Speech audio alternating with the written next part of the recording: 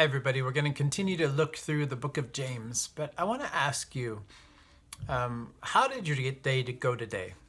I'm sure that you might be watching this at different times of day, but just think with me, what did you do today? Or if it's in the morning, what are you going to do today? Most likely, you have this routine. You wake up and you eat breakfast, or you have your cup of coffee first, or maybe you read your Bible and pray first. You start cleaning, right? Then you do your job, or you go to school, or you do whatever it is you do, and then you have lunch, and then you get dinner ready, and then you clean up for the day, and then you come home, and maybe at night you have a routine. Maybe you watch a certain show, maybe you play a certain game, maybe you work on a certain project, and then you go to bed. And more often than not, what do you do the next day? You wake up and you sort of do the same thing for the most part. And at one point, we have to ask the question, why does it matter? What's the meaning? Why should my life even be like this? And so if we just focus on one day, we actually lose perspective of the big picture. Does that make sense? That if we just focus on that one day where nothing really happened, we forget that we have many, many days where God could work and something different could happen. But too often we go through day after day after day, and we really feel like there's no meaning in life other than maybe finding personal enjoyment.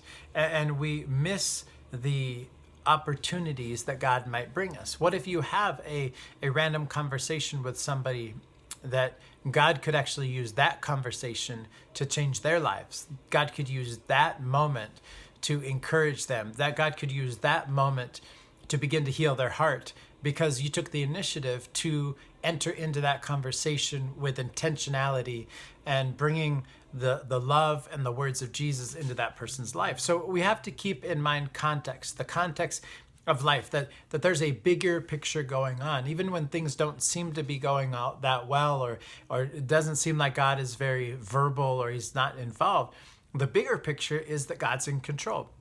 The bigger picture is that God is good. And so often we go through life focusing on the day-to-day, which it's not necessarily bad, but if we focus too much on the day-to-day, it actually causes us to lose the big picture in mind. And in the Bible, we see a story that's like a tapestry. It's like a thread that's woven through multiple experiences, and it helps us understand the bigger picture of things, that this tapestry is like our lives, that we're called to live a life where we become somebody God uses more and somebody who knows God better. And that we actually, through this tapestry of experiencing different things, of different relationships, we're designed, we should get to know God better. But at the same time, depending upon how we respond to things, we also potentially would move further away from God. So as James writes his book, he's trying to say it's a huge mistake to just focus on the day-to-day, or just focus on certain things that in the end have no meaning. We need to remember that when that happens, we've lost a sense of context. We've lost sight of the bigger picture. That's why James wrote this book, to encourage people to remain faithful in the day-to-day, even and especially when the day-to-day is hard. Because when it's challenging, it will change us, it will mold us, it will shape us. And so it's crucial for us to respond well and to choose well every single day. And it's also crucial for people around you and the world that the followers of God would be molded and shaped through what they're experiencing every single day. We're in the third of 12 lessons that James taught. The third that we've looked at about words. And what's interesting, though, is James talked about words in practically every chapter. In chapter 1, verse 19 and 26, in chapter 2, verse 12, in chapter 3, verses 1 through 12, in chapter 4, verse 11 through 13, and in chapter 5, in verses 9 through 12. He talks about words a lot. And so they're really important. We looked a couple weeks ago about how the words that we use to praise God can also be used to say bad things about other people. We looked about how we shouldn't speak evil, because those words become like arrows or swords or axes. They actually do a ton of damage and they hurt people. And we referred back to Proverbs 25, where there's very visible graphic images of how words literally are more painful potentially than weapons. But at the same time, they have more potential to strengthen somebody than anything else. And now at chapter 5, in the book of James, we're sort of to the end of the book. And it seems like he's adding on these sort of additional things. And so he comes back to words in chapter 5 to add even more. So let me ask you this to help us understand what James is probably implying in chapter 5. Have you ever had that food that you really like? That there's only one of it left. Like there's only one donut left in the donut box. And you love donuts, right? Or there's only one slice of pizza left in the pizza box. And you're looking at that and you know that your friend or your spouse or your child or your coworker or your classmate, they love that too. Like they love donuts too. And so you say, hey, do you want to share this? Because you are a giving person. You are an unselfish person.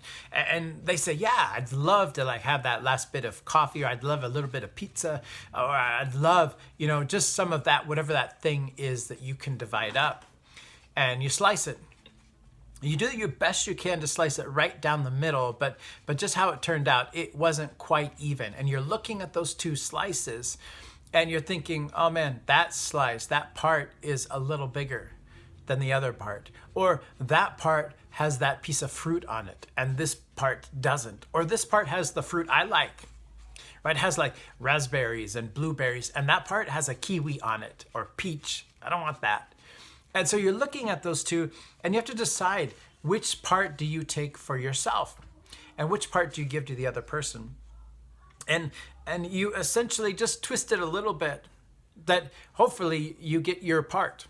Or even if you're really unselfish, you give it to the person you choose. But you're really hoping deep down they do not choose the berries. You're hoping that they are a kiwi or peach lover, so they will take that half. Right? But if you choose, I'd say not always, because some of you I know are incredibly giving people, but sometimes, right, we twist things just enough to advantage ourselves. And we go, they don't really like berries as much as I do, so I'll take the berry part, right? Or this isn't really their favorite type of donut. It's my favorite type, so I'll take the bigger part. They would want me to have the bigger part. Maybe they would, right? But have you ever just twisted things slightly to have them work in your favor? Maybe even using your own words for your own benefit. And that's really what James is trying to talk about. Now, on my driver's license, it says my height and my weight, right? And I remember filling that out and thinking, on good days, I'm 5'10", right? Depending upon the shoes that I wear, I'm 5'10". And I like the sound of 5'10" better than a single digit like 9 or 8 or 7. It sounds better to me to have a double digit. And I could pretty much put anything on my driver's license. They don't measure me, right? Obviously, I'm not going to put 6'5", because then that's very clear I'm not 6'5".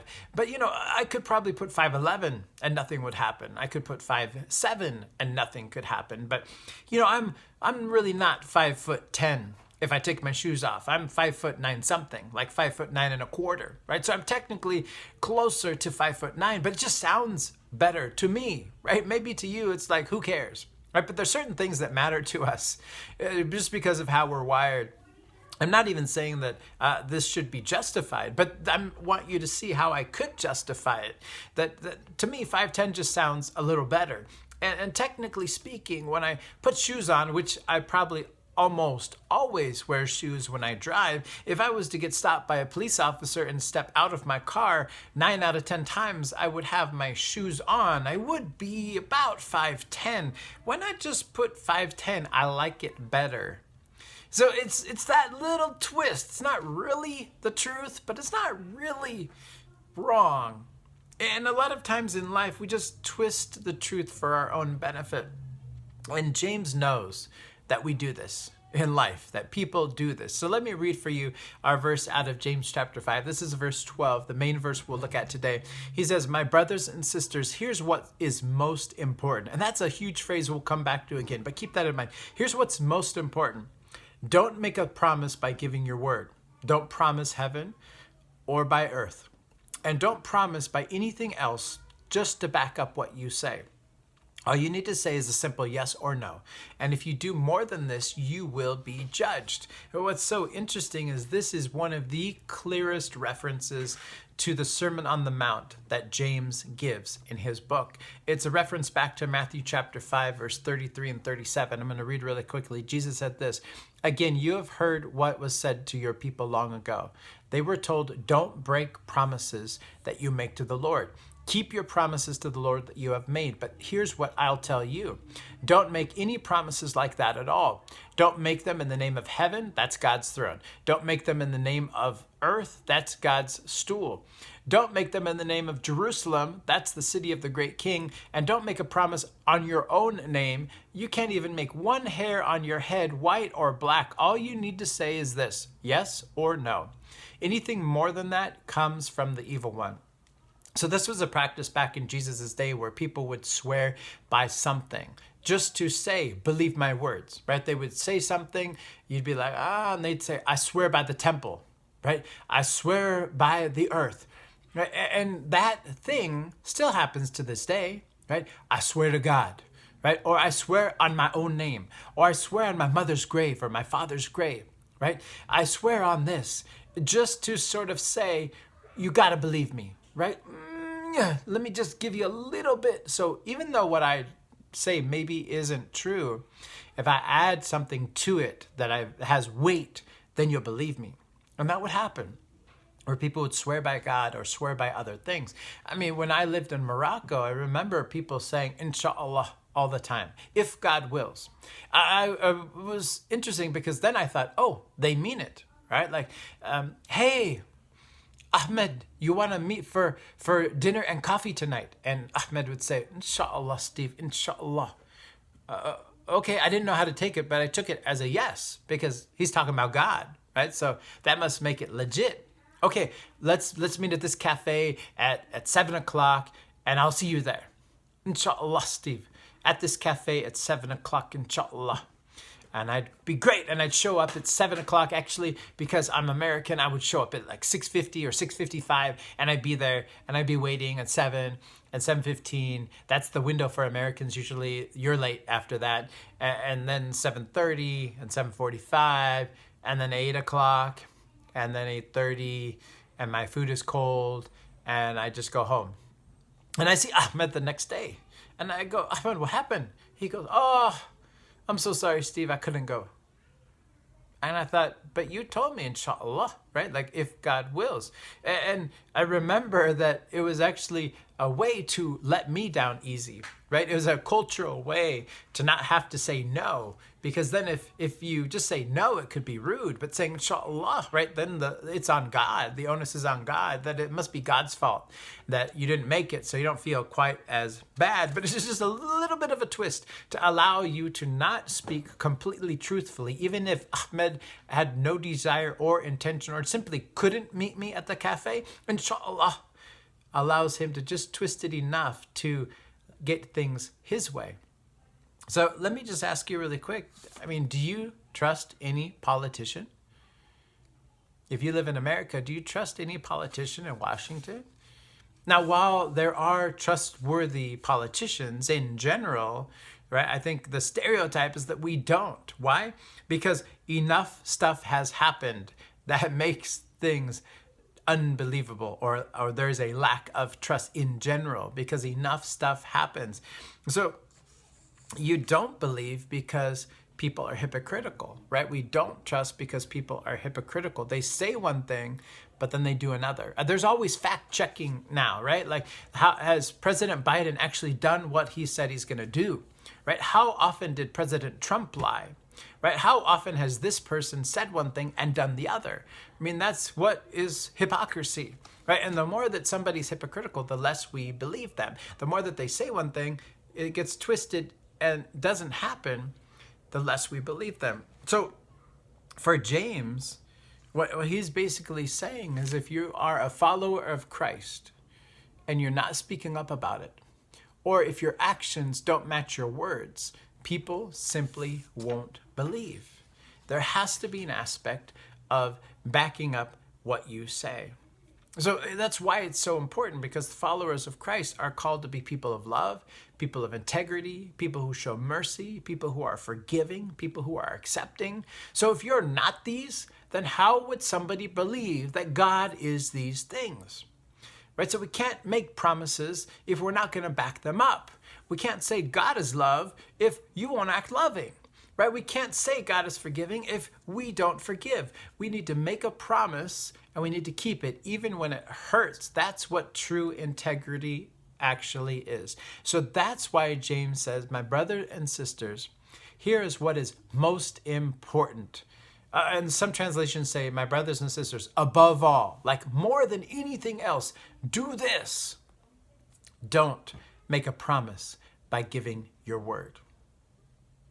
Make a promise, and then let your actions show that you are trustworthy. So James actually makes this command more important than Matthew made it when he wrote down Jesus' words, because James adds this above all, or what is most important. So he takes what Jesus said in Matthew and said, this is really important. Above all, make sure you do this. But James also sees the potential in judgment. That's why he says, just say yes or no. If you do more than this, you will be judged. And literally, it could be translated that you may not fall under judgment, or that you will be condemned. So James wants us to understand that we need to rely fully on God for everything. So we don't need to twist our words. We don't need to gain an advantage over some situation or some person, because we trust in God. So if things don't go our way, we trust in God. If things do go our way, we trust in God. So it really comes down and back to our faith, which is what James is trying to say through this whole chapter. Guess what? In everyday situations, when you're only left with one donut and you need to slice it up, don't try to justify why you get the bigger one. Just let the person choose. Just let them choose. And maybe they'll choose a small one and you'll get the bigger one. Maybe they choose the bigger one. You can actually say, I don't need the bigger one. I actually don't even need a donut at all. So I'm glad they took the big one, right? But you can just trust God. So it really comes back to faith. And the way you live it out by not having to twist your words, for James, that's faith in action. That is faith being lived out. It's all about trusting God. It's all about waiting on God, because the verses right before this talk all about patience. So if we're patient with the result, we trust what God will do. We don't need to take things into our own hands so that we make them happen based on what we think will be for our own good. That's what a person of integrity and a person of faith really looks like. And James says, don't allow suffering or challenges or worry to pressure you into unbelief and not trusting God. Allow all of those things to mold and shape you, but continue to believe and continue to trust in God. In Proverbs chapter 20, verse 15, he says, the Proverbs writer and author says this, wise speech is more rare and more valuable than gold and rubies. Speaking properly, speaking with wisdom, speaking with truth, it is that valuable and it is that rare in our society as well. Think about how often we might just twist things just for our own good, just to gain an advantage. Not really a lie, but just somehow we try to justify things for our own good. James says you don't need to do that. God's got you. Just tell the truth. Just make your promise and live up to your promise. Just speak the truth. Trust God, and things will work out how they should. And you keep trusting God no matter what you face in your life. That will impact us, and that will impact our faith. And when our lives are impacted and our faith is impacted, that's when we are able to impact others. God bless.